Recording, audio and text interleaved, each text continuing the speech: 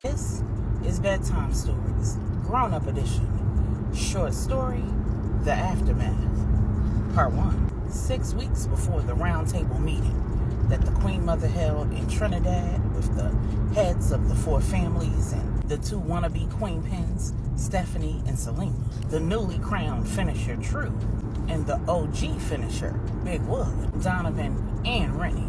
The Columbia operation was a partial success. Jira was in the wind, but True had been recovered. She'd found Big Wood at his cabin in Denver, found out that he lost his Sig Sauer at the operation, that he would have to go underground until further notice, and that he was determined to go it alone. After attending her father's funeral, she headed back to Puerto Rico. When she arrived, Stephanie said, "Damn, best friend, you look like you've been through hell, girl." True said, "I just watched them lower my father's body into the ground. And the only person I had there to support me was your husband." Stephanie said, "Well, if he was all you had, then he was all you needed. If nothing else, he's good in a crisis. If Woody wasn't with you, then I take it that what I heard was true." Stephanie had overheard her Uncle Manny having a conversation with his right-hand man. She'd heard Manny tell Javier to transfer final compensation to Big Wood because he was out. So True said to Stephanie, "Yeah, you were." Stephanie asked, "So where does that leave you two?" And True said, "Exactly where we were when I left here." She gave Stephanie the highlights of her visit to Denver, minus the location. And Stephanie said, "Damn, girl, why you look like you about to cry? Let me find out you gave that nigga your heart." True said, "I didn't give it to him, he stole it. If I'd given it to him, I'd be able to take it back." Stephanie asked, "In a perfect world, what would life look like, True?" And True said, "Why you sound like your husband? He asked me the same thing. I'm not rehashing that. It's done and over with, and the sooner I get comfortable with that, the better." Next subject. Any updates on the operation to find Jira? Stephanie said, "Uncle Manny flew that dude who helped you escape to Trinidad for a sit-down meeting. Apparently, he told them everything that he knows about the Morenas organization, what they usually do after an operation like the one that y'all was involved in, how they deal with defectors, and just how involved Jira is with Santiago Morena."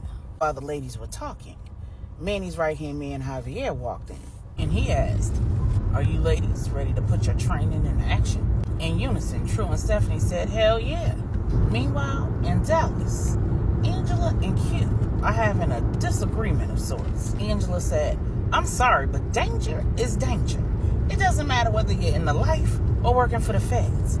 Either one of them puts you at risk, and I don't see any good reason for you to take that risk. Donovan won't even sit down and have a conversation with you about what it is he did or didn't do." Q said, "Stephanie induced her own labor. You delivered her baby. Then she left the hospital and disappeared. She's been gone for 5 months, but you still got her back, right? If she rocking, you rolling, right?" Angela said, "That's different. Even though I don't agree with her decision, I at least know what she's doing and why. That agent showed up and intimated that Donovan is guilty of something and that it's going to come out. And that if you join the FBI, he can make it all go away. What if there isn't anything for him to make go away? What if Donovan covered his tracks well enough that whatever he did will never be discovered? I feel like he's playing you." You said, "This is bigger than Donovan and whether this man is playing me. Anya's involved and she's pregnant." Angela said, "Baby, I get that part, but we have newborn twins who haven't even been in this world for 6 whole months. Your brother and my sister acting a fool at the same time. Plus, I'm dealing with this whole situation with Miss Bernie and the new chief of operations." Angela had consulted with her Uncle Manny about what she should do about the whole situation with Miss Bernie after it was revealed that Jira got the information that she needed about the family from Miss Bernie when Miss Bernie had went to the New York Fashion and Beauty Week. When she was confronted about her interaction with Jira, her not so well hidden animosity towards the family came bubbling out. Manny advised that she do 2 things. 1, hire somebody from the Lopez family to be the chief of operations. And 2, employed one of his assessors to review and investigate her whole team. They'd go undercover and investigate each and every one of the Vibrantly You employees. And Angela decided to go with both ideas. The hand-selected chief of operations that Manny sent to Dallas was perfect. She was not only single, unmarried, and childless, but she and Miss Bernie had something in common. The assessor had gathered all the information that he needed on all of Angela's employees and dispatched a team of covert operatives who were then assigned to several of the employees for the sole purpose of identifying a weakness or vulnerability that they could capitalize on and then attempt to extract information from them, either about Angela and her family or about Angela's business. They were also responsible for identifying any disgruntled employees who might be willing to exchange some trade secrets for cash. And every employee who fell for the ruses was summarily fired. Those who didn't fall for the ruse were called into a closed-door meeting where they were thanked for their loyalty, offered bonuses, and an NDA.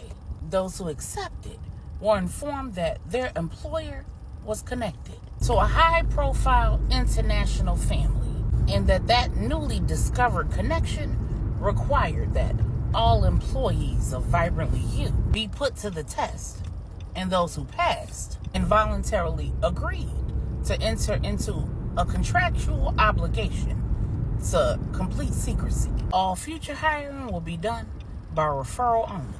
All of the employees who'd gone with Vibrantly You from North Carolina to Denver and to Dallas passed the test, received their bonuses, signed their NDAs, and were promoted. Angela continued running down her list of concerns in relation to Q accepting the position with the FBI and said, and then we have to deal with this situation with Michael, Melissa, and Angel. If you and I were the only members of this family that they were relying on for stability, all the rest of this wouldn't even be an issue or concern. But they just lost their grandfather. Their Uncle LJ's been shot in Puerto Rico. Their Uncle Woody is missing in action. And Donovan and Stephanie are Donovan and Stephanie. Meanwhile, we have an estate full of children. Very few of them have parents currently here with them. Your mother and Mom Joyce are being run ragged. Mom Brenda's still on the mend. And you're refusing to get a Q cut off before she could finish that sentence and said, I am not getting a vasectomy. I don't care what you say. Angela said, I don't understand why that's an issue for you. You say God showed you 5 children. We have 5 children. We don't need any more children. You can't go off to Quantico and do training for however long it's going to take. Leave me here with the 5 children and potentially create more children in the process. Because you ain't let me rest since Maribel said that we had the all clear. If you insist on taking this job, then I might have to put you on timeout. Q said, come on now, love. You know you're going too far, right? We don't use sex as a weapon. That's manipulation. Angela said, I'm not using it as a weapon. I'm using it as birth control, since I can't use birth control. And my doctor won't perform a tubal ligation without my husband's written consent. Q said, see, now you completely off topic. God said, be fruitful and multiply. Why we can't just have however many children God sees fit to give us? It's like you forgot that Angel, V, and Isla are all miracles. If God is done giving us kids, then he won't give us no more. I don't see no reason to try to intervene in what only God should have a say-so in. Angela said, and I don't see any reason for you to become a federal agent. Q said, see, I feel like this argument is all over the place. We talking about everything under the sun. What is it? What's the real issue? Is the issue me going to the feds? Is the issue Vibrantly You? Is the issue the kids? What's the real issue here? Angela said, the issue is that I'm holding on to my sanity by a thread. The issue is that you're allowing the family that you came from to interfere with the family we're creating. The issue is that our family, our lives are so complicated that I don't know what's going to happen with us, with our children, with our family from one minute to the next. And I already buried one husband. I don't want to have to bury a second.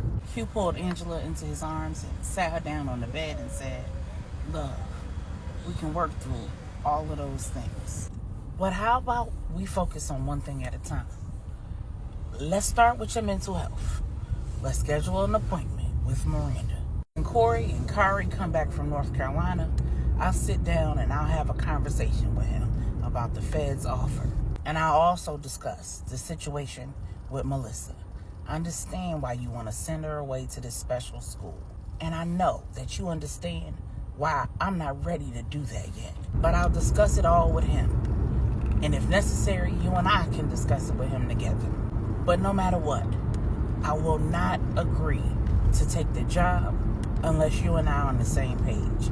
Understand? Angela sobbed into his chest and said, "Thank you. Now what about Miss Bernie?" Q said, "Call her over.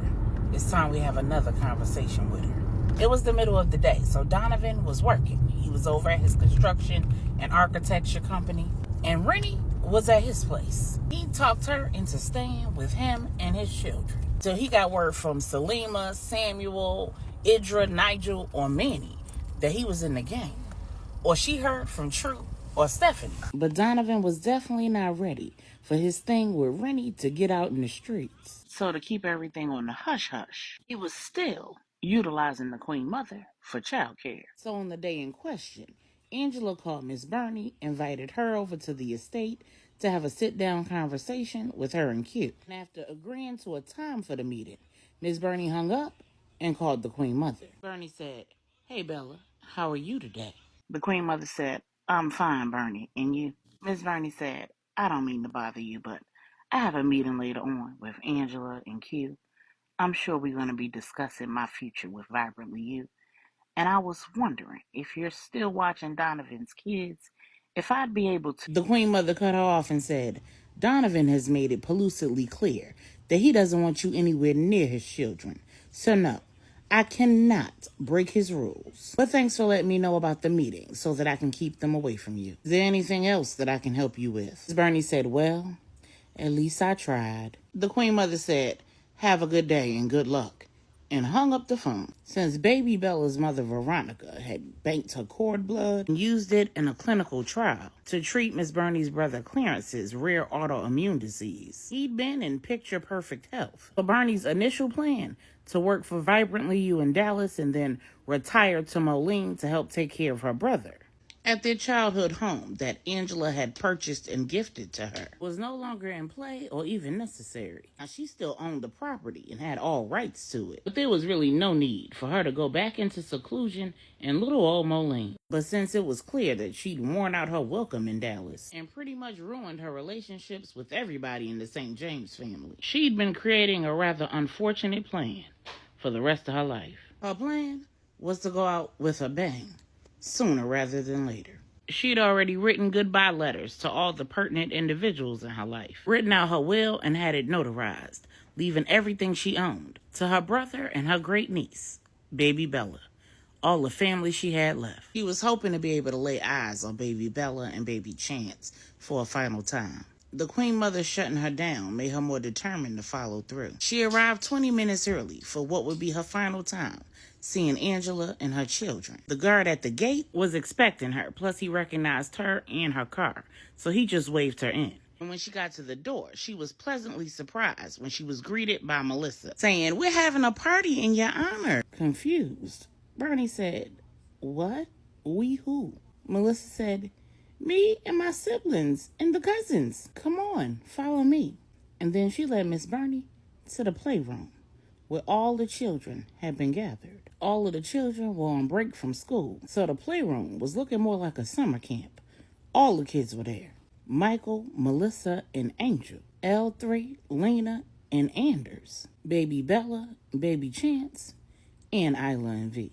Melissa and Michael were the helpers, and Mom Joyce and Mom Brenda were wrangling the children. Early that morning, she had orchestrated that entire situation. She'd gone up to the Queen Mother's apartment and asked if baby Bella and baby Chance could come down to the playroom with her and the rest of the children. She wanted to have a fun day, and Mom Brenda and Mom Joyce had agreed to supervise. When the Queen Mother got the call from Miss Bernie, she told the kids to stay in the playroom. And looking at Mom Brenda, she said, "Angela's expecting a guest. They'll be having an important meeting and shouldn't be disturbed."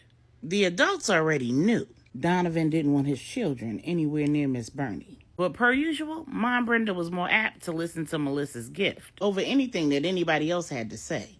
And Melissa had been having dreams about Bernie. And when she shared them with Mom Brenda told her to pray and ask God what she should do.